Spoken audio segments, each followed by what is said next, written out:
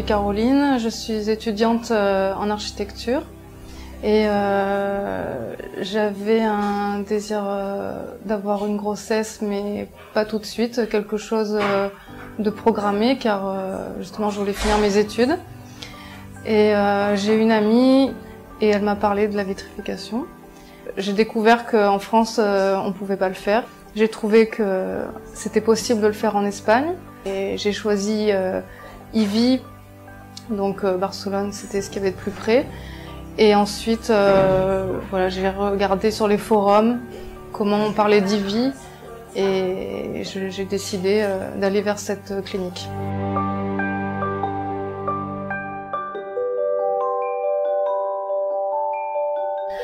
Et j'ai pu faire un test qui est l'AMH. Et ce test a déterminé que j'avais une réserve ovarienne basse. Et donc j'en ai parlé à mon gynécologue français qui m'a conseillé de poursuivre ce projet de vitrification dans mon cas.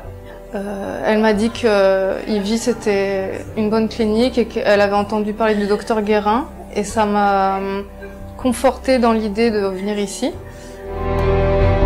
Donc quand je suis venue ici pour la première fois, j'ai rencontré toute une équipe voilà, qui parlait français. Donc déjà ça m'a apaisée. Je pouvais parler de problèmes médicaux parce que c'est des termes spécifiques.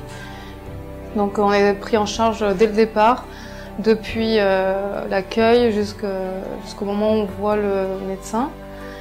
Et ensuite, quand je suis rentrée chez moi pour commencer le protocole avec les injections, j'avais toujours quelqu'un qui pouvait me répondre, un intermédiaire avec le médecin, qui pouvait répondre à mes questions si j'avais des soucis.